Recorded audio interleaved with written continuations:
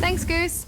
Last year we reviewed the sci-fi spin-off to Sid Meier's Civilization series, Beyond Earth. Well, now that universe has expanded with the turn-based tactics of Sid Meier's Starships. We built this city. No, Starships, not Starship. We built this city on rock and roll. We built this city. Nice drum solo. Thanks.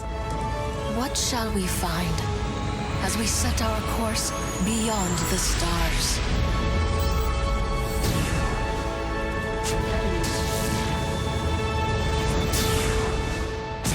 Nice shot. Starships was developed by a small team at Firaxis under the direct guidance of Sid Meier. In fact, he's even listed as one of the programmers, and it does feel like a bit of a pet project. You begin the game on a home planet with 2 ships at your command. From here, you move to nearby systems to complete missions and gain influence. As more planets join your federation, your borders expand until you control 51% of the galaxy's population and win the game. And who doesn't want to conquer the galaxy? Andromeda 55 has joined our federation. The missions you do at each planet are mostly small combat encounters. These hex-based maps usually have a central planet circled by asteroids. The asteroids working as cover for your ships, blocking both passage and weapons targeting. Turns are fairly simple with the option to move within a limited range and take some shots at the enemy.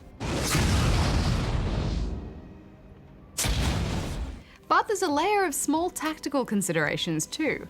Yeah, ships are better shielded at the front, so you'll do more damage if you hit from behind. You can go stealth with a cloaking system to stay hidden on the enemy's turn, and there are torpedoes you can fire that travel in a straight line from turn to turn until you choose to manually detonate them, which can help flush enemies out of cover because no one wants to be a sitting duck. There are also a limited number of single-use battle cards that you can play each encounter. Battle card activated. These give you perks such as extra movement in a turn, double weapon damage, instant repairs, and so on. Repairs completed. Very handy in a pinch. On top of all this, each ship can have its various systems upgraded. Before each mission, you can spend credits on everything from the power of your shields, engines, weapons, and more. But you'll need resources to make all these improvements, and that means getting more planets under your belt. It's a tussle. Yeah, it's a hard slog. Winning a battle may only get you a small chunk of influence over a planet, so you have to work hard to expand your borders. I like that before you enter a mission, you can get your crew to assess the enemy fleet and calculate your chance of success. Chance of mission success 46%. Never tell me the odds, Hex. I often just jump in and give it a shot anyway, because quite often you can pull off an unlikely victory. Good work. Missions aren't all straight up deathmatch though, they do vary. You may need to escort a ship to safety, destroy an enemy superweapon, or very occasionally simply find your way out of an asteroid maze within a time limit, pinging your sensors to get a glimpse of the right way to go. I like that they've tried to mix it up a bit, but I found those asteroid mazes more frustrating than anything else. I thought they were an okay change of pace. What really bothered me is that you can't rename your ships. Let me personalize my little spacefaring squadron. Yeah, that's a shame. Yeah, it's just that stuff really makes a difference to my overall experience. Even your choice of leader and faction at the beginning of the game are just a set of starting perks. So it makes it all feel very methodical. I was a bit sad there's no alien races, like with Beyond Earth. It's just a bunch of grumpy humans everywhere. That's spot on. And the diplomacy is pretty disappointing too. You never really feel like you're conversing with other leaders, just clicking through the stats on their progress. There is a delightful anxiety in watching the other federations gain territory though.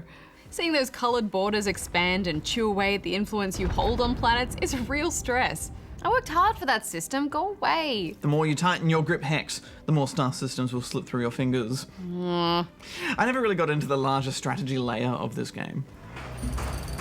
You can build cities and improvements on planets to increase the resources they output, as well as spend money on tech research, which mostly benefits your fleet. But I just found myself wanting better presentation for this information. That star map starts to look so cluttered, and digging through a Spaceopedia to get an understanding of something is a bit of a chore. Yeah, the whole game is very roughly presented. We both played it on PC and it does feel a bit low budget, or at least very hurriedly developed. Yeah, it does. The only tutorial you get is a static splash screen at the start, which is a very poor start, and there's a distinct lack of options, no resolution settings, and that means the text is a little hard to see.